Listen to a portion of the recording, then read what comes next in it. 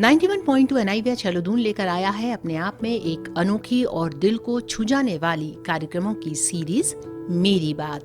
उम्मीद है दोस्तों इस कार्यक्रम को आपका ढेर सारा प्यार मिलेगा और कहीं न कहीं हम सभी को जिंदगी को देखने समझने का नया नजरिया सिखला जाएगा ये कार्यक्रम। तो सुनिए प्रोग्राम मेरी बात के नित नए एपिसोड्स हर मंगलवार और शुक्रवार को सुबह 7:30 बजे व पुनः प्रसारण शाम 7 बजे।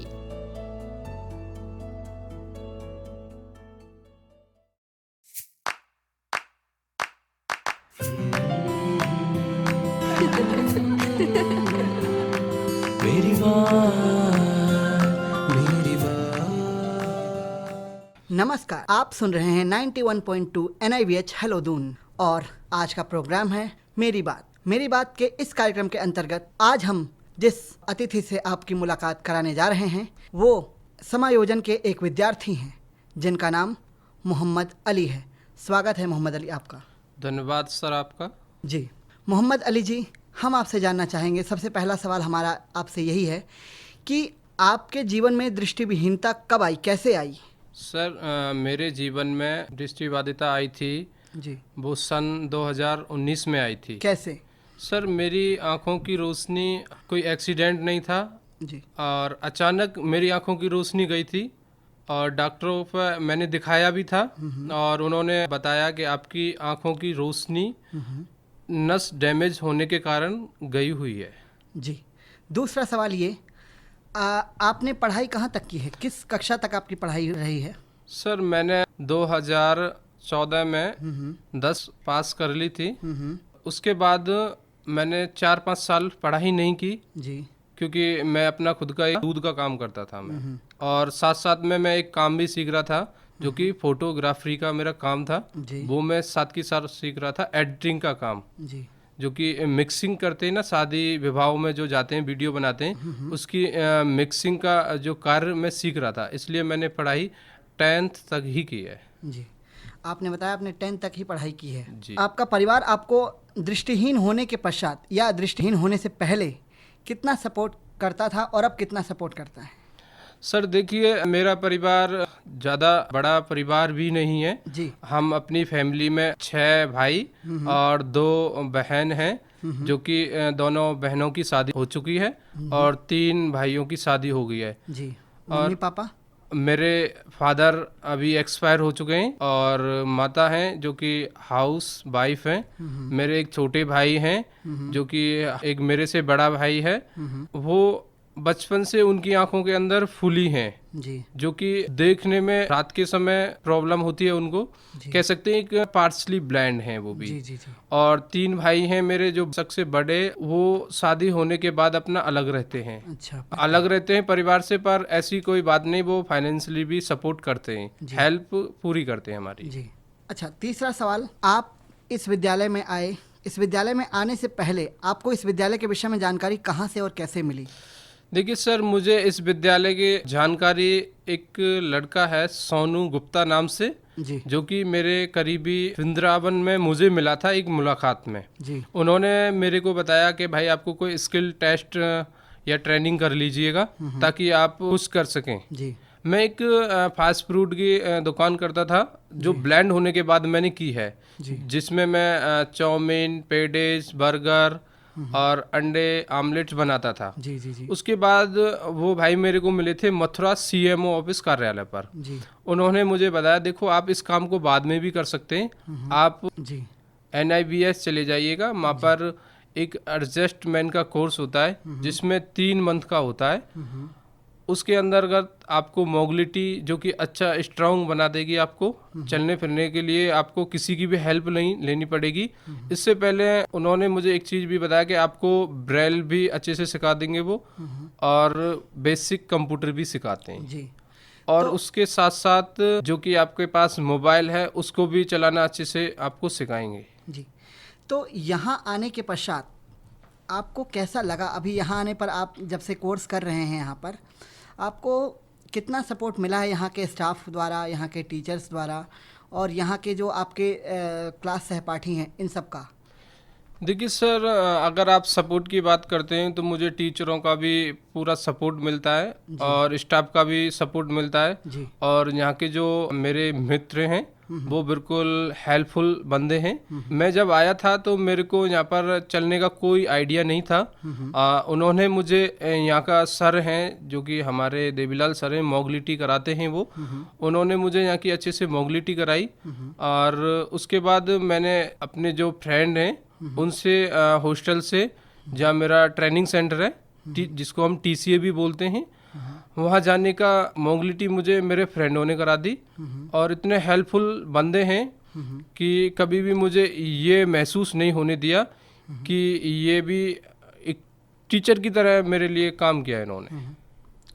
जब आप 10th तक के स्टूडेंट रहे हैं, आपने बताया, जब आप स्कूल में पढ़ा करते थे, आपका कोई फेवरेट सब्जेक्ट भी रहा होगा। कौन सा ऐसा सब्जेक्ट था जिसे आप बहुत ज़्यादा पसंद करते थे, जिसमें आप कुछ करना चाहते थे आने वाले टाइम में, लेकिन किसी कारणवश अभी फ़िलहाल नहीं कर पा रहे हैं? देखिए सर, एक्चुअली क्या है, मेरा कोई फेवरेट सब्जेक्ट तो नहीं था जी। क्योंकि मेरी रुचि थी कुछ ना कुछ नया काम सीखूं। ओह अच्छा। मैंने सन 2012 में मैंने सिलाई का काम किया था। जी। सन 2013 में मैंने मिक्सिंग का काम करना शुरू किया, जी। जिसको मैंने किसी के साथ जाकर वीडियो वालों के साथ जाता था। जी।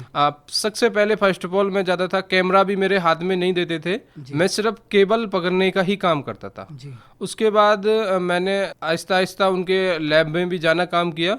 तब मुझे बाद में उन्होंने कैमरा भी पकड़ाया। मुझे सबसे अच्छा एक मिक्सिंग और वीडियोग्राफी अच्छा लगा जी। अपनी लाइफ में। जी जी जी। तो आगे आपका पढ़ाई का प्लान है या नहीं? हाँ सर, जब से मैं ब्लाइंड हुआ हूँ तब से 2019-20 में मैंने 12th पास की है।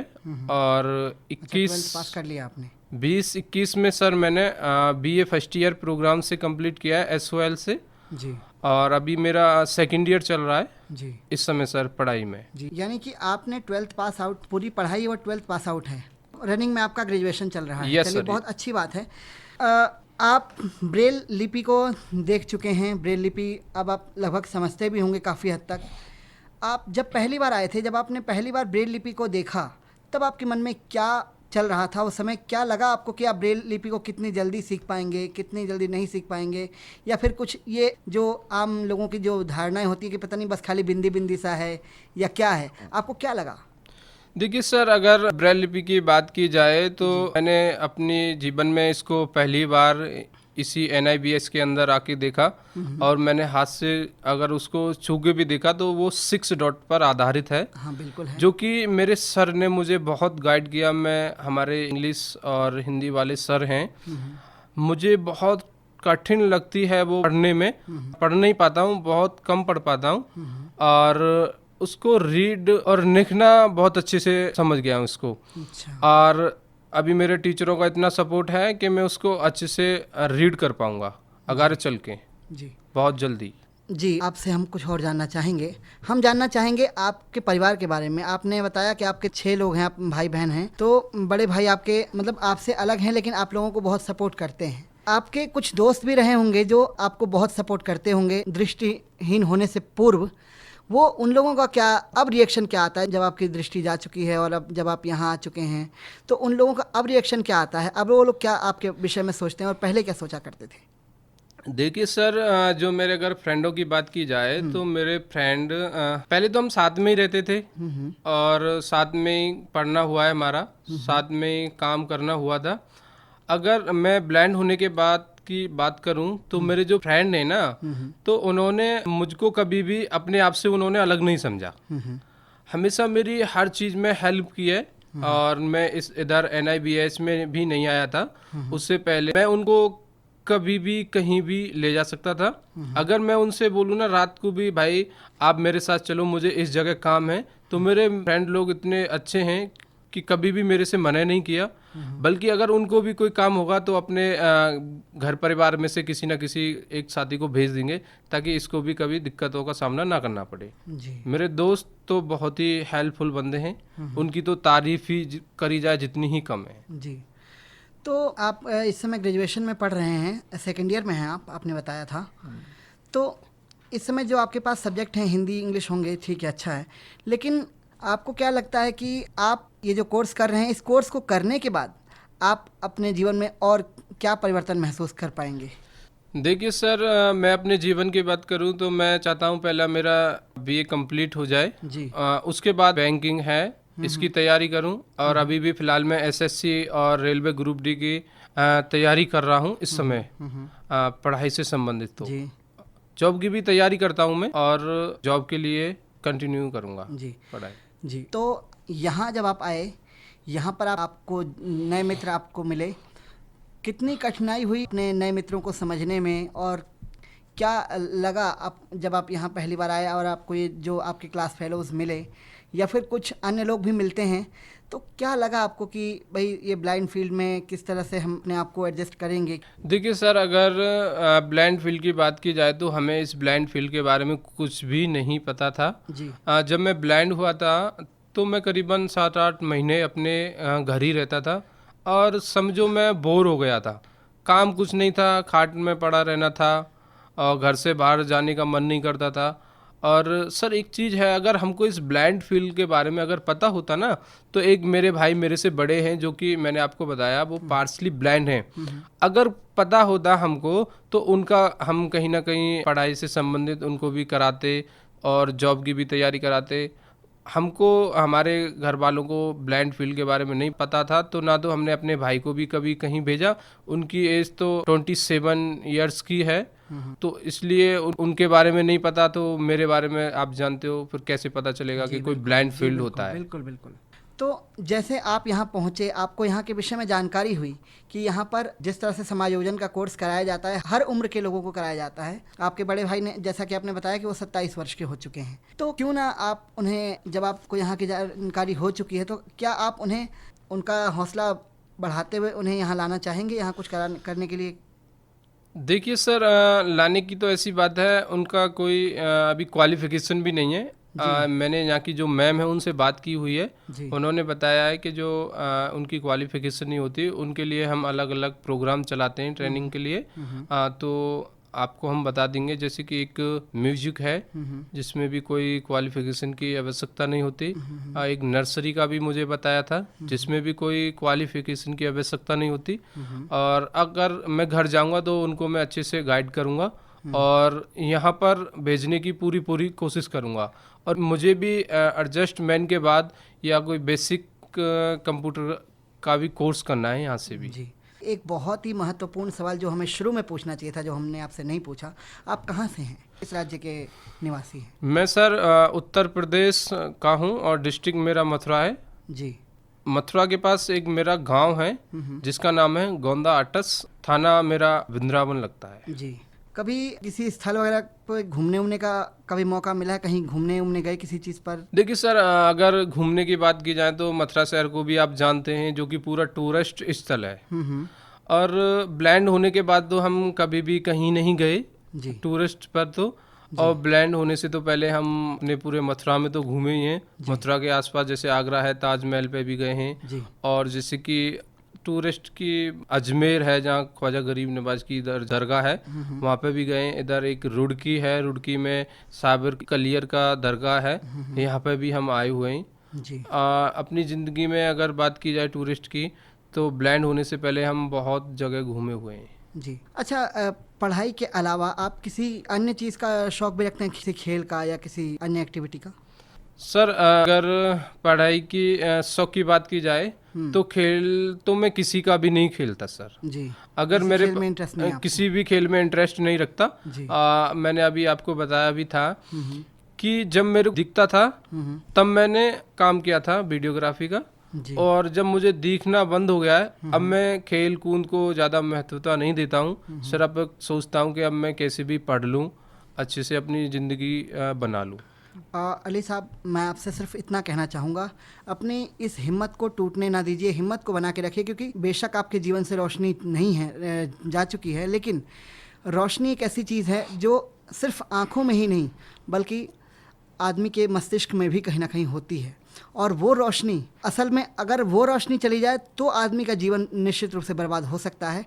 आँखों की रोशनी यदि नहीं भी है तो भी अगर वो रोशनी मौजूद है तो आदमी बिल्कुल खुश और हमेशा अपनी अपनी मंजिल की ओर मजबूती से चल सकता है। तो आपसे सिर्फ इतना ही कहना चाहेंगे कि आप अपनी हिम्मत को बनाए रखिए, अपने आप को कमज़ोर बिल्कुल भी ना समझें। यहाँ आने के बाद तो आपको ऐसा नहीं लगना चाहिए कि आपको सिर्फ जैसे तैसे कुछ करना है। आपको यहाँ आने के बाद लगा कैसा, सबसे पहले तो ये बताइए। देखिए सर, अगर आप हिम्मत की बात करते हैं जी तो मैंने जब मैं अपने घर पे था जी तो मेरी हिम्मत बिल्कुल ही टूट चुकी थी जी। कि मैंने सोचा यार इस ब्लाइंड का इस दुनिया में जीने का कोई अधिकार नहीं, मैं कुछ कर नहीं सकता, जी मैं अच्छे से अपने आप चल नहीं सकता। जी जबकि मैं कपड़े भी बताते मेरे को कि ये उल्टा है या सूधा है, तो इसलिए अपनी ज़िंदगी में मैंने एकदम अंधेरा सा छा गया। तो मैंने अपने आप को बड़ा निराश समझा। जी जब मैं थोड़ा बाहर निकला, जब मेरे को इस NIBH के बारे में बताया, मैंने यहाँ पर आके देखा कि मेरे जैसे अनेक विद्यार्थी हैं यहाँ पर, तो मेरा भी थोड़ा हौसला बुलंद हुआ और मैं चाहता हूँ इस हौसले को बुलंद ही रखूँ। और कभी भी मुझे जैसे कि मेरी तरह कोई दुर्घटनाग्रस्त अगर कोई व्यक्ति मिलता है तो मैं भी उसको गाइड करूं और अच्छे से बताऊं और इस खासतर इस इंस्टीट्यूट के बारे में बताऊं जहां पर आकर वो क्या से क्या नहीं बन सकता। जी बिल्कुल, ये बहुत अच्छी बात आपने बताई कि आप इस विद्यालय के विषय में आप उन लोगों को बताएं जो रिसेंटली अचानक उनकी रोशनी चली जाए और उनके मन में अपने कुछ ना करने का भाव जाग जाए, और आपको अगर उन लोगों के विषय में पता चले तो आप उन्हें यहाँ के विषय में यहाँ की जानकारी देकर अपने बारे में सब कुछ बताएं। बहुत अच्छा लगा आपसे ये जान करके। अंत में आपसे ये जानना चाहूँगा कि जो आपके यहाँ जो अध्यापक हैं यहाँ पर या फिर स्कूल में भी जो आपके अध्यापक थे, उनका आपके प्रति क्या बिहेवियर था उस टाइम में, स्कूल टाइम में आपके? देखिए सर, नॉर्मल स्कूल की बात की जाए जी तो मेरे नॉर्मल स्कूल में भी बहुत अच्छा अध्यापक थे और मैंने 1 से लेकर 8 तक तो सरकारी स्कूल में ही पढ़ाई की है। जी उसके बाद मैंने एक प्राइवेट स्कूल से 9 और 10th पास की है। जी बहुत अच्छा मेरे टीचरों का रिस्पांस रहा था, मुझे कभी भी किसी चीज़ की भी दिक्कत नहीं होनी थी। आप चाहें तो मेरा एक कैरेक्टर सर्टिफिकेट भी मेरे स्कूल में जहाँ से मुझे प्राप्त हुआ है उसे जाकर एक बार चेक करा लें कि इस बच्चे का कैरेक्टर कैसा था इसकी लाइफ में, जी तो आपको वो भी बता देंगे कि ये लड़का कैसे था। जी ठीक। जब आप दृष्टिहीन हुए तो आपके स्कूली टीचर्स को, जो कुछ आपके टीचर्स नज़दीक भी रहे होंगे, उन्हें भी इस बात का पता चला होगा, तो क्या उन्होंने आपके विषय में क्या आप दोबारा उस स्कूल में गए थे? देखिए सर, अगर बात की जाए उन स्कूलों की तो ये सरकारी स्कूल था जिसमें मैंने पढ़ाई की थी 1 से लेकर 8 तक। उस सारे टीचरों का तो माँ से तबादला हो चुका था। जी एक था जो कि कुछ दिन के लिए एक टीचर था वहाँ पर, उनसे मेरी मुलाकात हुई तो उन्होंने बताया कि अली के साथ ऐसा ऐसा हुआ है उन्होंने, और बताया हमारे एक स्कूल का ये स्टूडेंट भी रह चुका है, बहुत ही अच्छा लड़का था। और उसके बाद मैंने जो 9th और 10th जहाँ से किए वहाँ तो मैं कभी भी नहीं गया अभी तक, और मैंने सुना है उस स्कूल में भी पुराना कोई भी टीचर अभी तक नहीं रहा है जी क्योंकि पुराने जो कि प्राइवेट स्कूल होते हैं उसमें तो कभी कहीं से नए नए आते ही रहते हैं टीचर्स। जी अली भैया, हम आपकी अपार सफलताओं की कामना करते हैं। और यहाँ के टीचरों के बारे में बताओ। जी बिल्कुल, यहाँ के अध्यापकों के विषय में ज़रूर पूछा जाएगा आपसे। यहाँ के जो आपको अध्यापक मिले, यहाँ पर जो भी चाहे वो आदरणीय देवीलाल सर रहे हों या ब्रेल टीचर आदरणीय रोहित सर और भोला सर रहे हों, क्या लगा इन 2-3 अध्यापकों से मिल करके, इन जिन्होंने जो आपको यहाँ कुछ पढ़ा रहे हैं? देखिए सर, अगर मैं NIBH के अध्यापकों की बात करूं जी तो हमारे देवीलाल सर हैं जो कि हमको मोबिलिटी कराते हैं, जी उन्होंने मेरी मोबिलिटी इतनी स्ट्रांग बना दी जी जबकि मैं देहरादून से अपने स्वयं सक्षम मथुरा के लिए अपने घर चला जाता हूँ। जबकि मेरे को यहाँ पर करने आए थे तो मेरा एक फ्रेंड ही मुझे करने आया था और एक मेरा भाई भी आया था उनके साथ में। जी और जब मैं अपने घर गया था तो वो भी सब हैरान थे कि आप अकेले कैसे आ गए।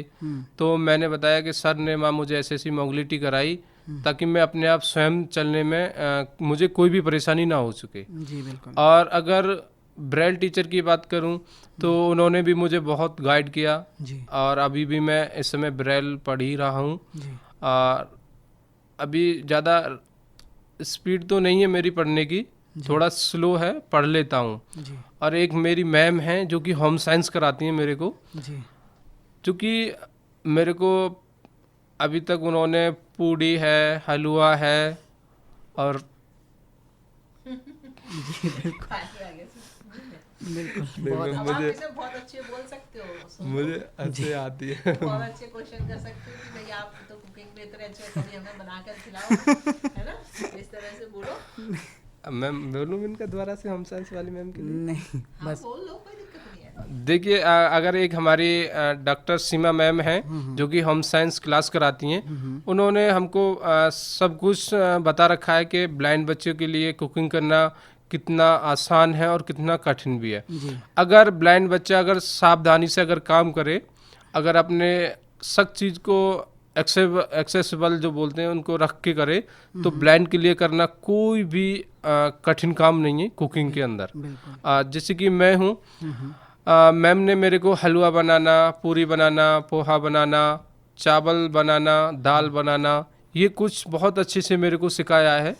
और आज तो मैम ने मेरे को रोटी बनाना भी सिखाया अरे था। वाह बहुत बढ़िया। अपनी ज़िंदगी में मैंने कभी भी रोटी नहीं बनाई। जी स्पेशल मैंने मैम से बोला, मैम मेरे को रोटी बनाना सिखाना आप, क्योंकि मेरे पे रोटी बनाना नहीं आता है। जी, ताकि इन फ्यूचर आप अपने आप को अगर कभी अकेला भी रहना पड़े तो आप अपने आप को पूरी तरह से सक्षम होकर आप रह सकें। बहुत अच्छा लगा।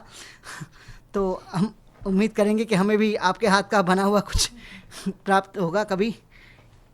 बहुत अच्छा लगा आपसे ये जानकर के कि आपको होम साइंस बहुत अच्छा लगता है। बहुत कम ही लोग ऐसे मिलते हैं जो जिन्हें होम साइंस करना बहुत पसंद हो। चलिए आप एक चीज पूछ लो कि आपको ऐसी क्या आवश्यकता थी कि आपने। अब हम आपसे सिर्फ संदेश पूछना चाहेंगे। एक क्वेश्चन ठीक है। आप एक चीज भी पूछ सकते हैं कि आपको ऐसी क्या आवश्यकता पड़ी कि आपने कुकिंग का काम ब्लाइंड होने के बाद शुरू किया। ये भी पूछने का बात है। हाँ, बिल्कुल। चलिए और इनको वो भी दो, अप्रिशिएट करो कि भाई कुकिंग का आपको शौक है, तो बहुत अच्छी बात है। जी मैम, मैंने अभी कहा तो आप अपना जो, चलिए ठीक है। अब मैं ये जानना चाहूँगा, आपको ये कुकिंग का शौक़ कैसे आपके मन में आपको लगा? क्या लगा आपको कि आप कुकिंग सीखें? कैसे जनरेट हुआ? देखिए सर, अगर मैं अपने कुकिंग की बात करूँ तो मैं ब्लाइंड होने के बाद मैंने आपको बताया था कि 7-8 महीने मैं घर ही रहा था। उसके बाद मेरे को घर से फाइनेंशियली सपोर्ट तो मिलती थी, पर मुझे थोड़ा उनसे लेने में दिक्कत होती थी। मैं चाहता था यार, आज की दौर में मैं एक युवा था, यंग था, मैं अभी भी हैं भाई नहीं यंग था, और मैंने उनसे पैसा मांगना उचित नहीं समझा। तो मैंने अपने भाई से बोला, भाई मेरे को 2000 रुपये दे दीजिए आप। उन्होंने मुझे पैसे दिए और बोला, भाई क्या करेगा पैसे का? मैंने कि नहीं, आप दे दीजिए। मैंने अपने एक मित्र से बोला और मेरे लिए वो सामान दिला के लाए, और मैंने अपने ही घर पर दुकान लगाना शुरू कर दिया। मैंने जब ये कुकिंग का सामान था, ये चाउमीन पेटीज का, ये नहीं खोला था, सिर्फ अंडे का था। अंडे, बॉयल अंडे और खाली कच्चे अंडे बिकता था। उससे मेरी इनकम होती चली गई। उसी में मैंने धीरे धीरे चाउमीन का, पेटीज का, बर्गर का, इनको बनाना शुरू किया, और थोड़े थोड़े रिवाइज कर करके पहले प्रैक्टिकल घर पे किया। उनके बाद में लगा हाँ मैं अच्छे से बना लेता हूँ, तब मैंने उस काम को आगे बढ़ाया और अच्छे से ही बढ़ा। एक चीज़ और आपने बताया कि आप अंडे की दुकान किया करते थे। जी, तो आपको ये दृष्टि चले जाने के बाद आपको ये पता कैसे लगा कि अंडे उबल गए हैं, नहीं उबले हैं? मतलब क्या ऐसा कैसे पता लग सकता है? देखिए सर, अगर अंडे की बात की जाए तो अंडा पानी में डालते हैं, और सबसे पहले फर्स्ट ऑफ ऑल क्या है ना, मैं सर मैंने सोचा अगर एक भी अंडा इसमें फूट गया तो मेरा नुकसान हो जाएगा। मैं उनको पानी में उबालता था, एक पॉलीथीन में पानी भर लेता था, और उसी में डाल के गांठ मार के पन्नी के अंदर, पॉलीथीन के अंदर, उसको मैं एक जो अपना उगाने वाला होता है, जैसे हमारे यहाँ उसको भगोनी भी बोलते हैं। बिल्कुल। और उसमें मैं धर देता था, ताकि अंडा अगर फट भी जाए तो उसी के अंदर रहता है। और जैसे कि उगलने की उसकी टाइम टेबल होती है ना सर, तो वो उसके अंदर धधकते हैं। और दूसरी बात जो है मैं उसको निकाल के भी चेक कर लेता हूँ। जैसे थोड़ा सा अगर हम अंडे को फोड़ेंगे तो उसमें पता चल जाता है आपका हुआ है कि नहीं, वो टाइट हो जाता है अगर अंडा बॉईल हो जाता है। अगर नहीं होता है तो वो छिलेगा ही नहीं, आपका फट जाएगा अंडा सर। जी अगर उगालने की तो ये तरीका है सर। जी बिल्कुल अगर आपको सीखना है तो सर मेरे पास आ सकते हैं। बिल्कुल बिल्कुल कि जो भी दृष्टिबाधित अगर लेट ब्लाइंड होता है, जी कोई भी व्यक्ति किसी भी दुर्घटनाग्रस्त होता है या पैरों से या आंखों से भी होता है, तो वो अभी कभी भी अपने आप को अकेला महसूस ना करे और कभी भी अपने आप को ये नहीं समझे कि मैं अपने माँ बाप पर बोझ हूँ। कुछ ना कुछ बनने के लिए उसको करना ही पड़ेगा, क्या बोलना है, कोशिश करनी ही चाहिए। कोशिश करनी। से मेरी दृष्टि चली गई तो लेकिन मैंने मेरे अंदर से मेरी अंतरात्मा जागी कि मुझे माँ बाप पे बोझ नहीं बनना है, मुझे कुछ न कुछ करना है। जी। तो मैं खड़ा हुआ और मैंने अपने भाई से पैसे लिए और मैंने अंडे की दुकान खोली जो कि धीरे धीरे चलने लगी थी। उसमें मैं पैसे कमाने लगा था। जी। ठीक है, चलो बोलो। मैं लास्ट का संदेश कहना चाहूँगा अपने सभी श्रोताओं के लिए कि जो कि लेट ब्लाइंड होते हैं, अपनी दृष्टि खो देते हैं किसी न किसी कारण, वो अपने आप को कभी भी बोझ ना समझें अपने माँ बाप के ऊपर और कुछ करने के लिए कुछ ना कुछ नया ढूंढता ही रहना चाहिए उनको। जैसे कि मैंने अभी आपको बताया भी था जी कि मैंने अपने आप को बहुत अलग समझा था इस दुनिया में, तो मेरे अंदर की जो आत्मा जगी, तो मैंने सोचा अपने भाई से पैसे लेके, तो मैंने अभी अपना एक बिजनेस शुरू किया और बिजनेस में मैंने थोड़ा ही सही बिल्कुल बिल्कुल थोड़ा ही सही पर मैंने भी अपने आप को अपने पैरों पे ही खड़ा कर लिया। बिल्कुल हर चीज़ में मेरे को किसी से फाइनेंशियल सपोर्ट लेने की ज़रूरत नहीं होती थी, ताकि इतना मैं खड़ा हो चुका था अपने पैरों पे। जी। और एक चीज़ और मैं कहना चाहूँगा, जी अगर कभी भी दृष्टिबाधित अगर आप अपने किसी के भी जीवन में आती है, तो मेरी सबसे बेहतरीन सलाह यही है कि सबसे पहले वो एक ट्रेनिंग जरूर करे ताकि उसको इस ब्लाइंड फील्ड के बारे में जानकारी मिल सके। और एक हमारा जो इंस्टीट्यूट है NIBH, खास तौर में इसी में अगर ट्रेनिंग की जाए तो बहुत अच्छा है, क्योंकि इसमें बहुत अच्छे से हर टीचर, स्टूडेंट, स्टाफ बहुत अच्छे से गाइड करता है। जी और फिर अपना कोई भी बिजनेस शुरू करना चाहे, यहाँ पे ऐसे भी कोर्स कराए जाते हैं जो कि नर्सरी का है या पेपर प्रोडक्ट का है, और एक कोर्स भी और बताया डेयरी फार्मर्स का है। जी जी जी अगर यहाँ से अगर अच्छे से अगर सीख के जाता है बंदा, तो अपने आप को सक्षम बना के जाता है, तो वो कभी भी फाइनेंशियली सपोर्ट किसी से नहीं मांगेगा, अपने आप पर ही निर्भर रहेगा वो। जी जी बहुत अच्छा लगा अली साहब आपसे बात करके, आपकी इन तमाम बातों को जानकर कि आपको बहुत सी चीज़ों में बड़ा अच्छा सा इंटरेस्ट है और आपने अपने जीवन में एक अच्छा सा अपने जीवन में एक संघर्ष के ज़रिए आप यहाँ तक पहुँचे हैं और आगे आने वाले टाइम में और भी ऊपर ऊंचाइयों तक जाएंगे, ऐसी कामना है हमारी। और बात करके आपसे हमें अच्छा लगा, इसके लिए बहुत बहुत धन्यवाद, आपने हमें समय दिया। आगे लास्ट में बोलो। हाँ, तुम भी धन्यवाद बोलो। धन्यवाद सर आपका भी। और संघर्ष तो सर अभी शुरू हुआ ही है हमारा, जी और संघर्ष तो अभी बाकी है। जी जब तक पूरी कामयाबी को हम छू नहीं लेते, जी। जब तक हमारा संघर्ष जारी रहेगा। आपका भी सर बहुत बहुत धन्यवाद इस मंच पर हमको आमंत्रित करने के लिए सर। जी बिल्कुल, बहुत बहुत धन्यवाद सर आपका भी। जी शुक्रिया। श्रोताओं, जैसा कि आपने सुना, आज के हमारे अतिथि थे मोहम्मद अली, जो समायोजन कोर्स से हैं इसी NIEPVT से। आज के इस कार्यक्रम को यहीं समाप्त करते हुए मैं आप सबसे लेता हूं इजाज़त। आप सुनते रहें 91.2 NIBH हेलो दून। नमस्कार। मैम